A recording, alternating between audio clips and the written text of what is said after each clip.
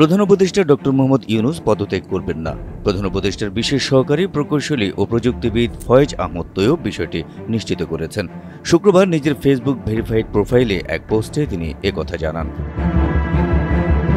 পোস্টে ফয়েজ আহমেদ তৈয়ব লিখেন, প্রধান উপদেষ্টা পদত্যাগ করবেন না। অধ্যাপক ডক্টর মোহাম্মদ ইউনূসের ক্ষমতার প্রয়োজন নেই, কিন্তু বাংলাদেশের জন্য, বাংলাদেশের শান্তিপূর্ণ ডেমোক্রেটিক ট্রানজিশনের জন্য ডক্টর মোহাম্মদ ইউনূস স্যারের দরকার আছে। বরং এখন থেকে ক্যাবিনেটকে আরও গতিশীল হতে হবে, সরকারকে আরও বেশি ফাংশনাল হতে হবে, উপদেষ্টাদের আরও বেশি কাজ করতে হবে, দৃশ্যমান অগ্রগতি জনতার সামনে উপস্থাপন করতে হবে। প্রধান উপদেষ্টার বিশেষ সহকারী আরও লিখেন, বিশ্ব সম্প্রদায়ের কাছে ডক্টর মোহাম্মদ ইউনূসের সম্মান আছে, এটা রক্ষা করা আমাদের দায়িত্ব।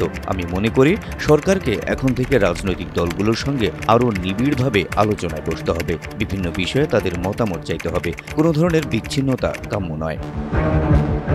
পোস্টে সেনাবাহিনী রাজনীতিতে নাক গলাতে পারবে না বলেও উল্লেখ করেন প্রধান উপদেষ্টার বিশেষ সহকারী। বলেন, আজকের দুনিয়ায় কোনো সভ্য দেশে সেনাবাহিনী রাজনীতি করে না, তাই ডিসেম্বরের মধ্যে নির্বাচনের বক্তব্যে সেনাপ্রধান জুরিসডিকশনাল কারেক্টনেস করতে পারেননি।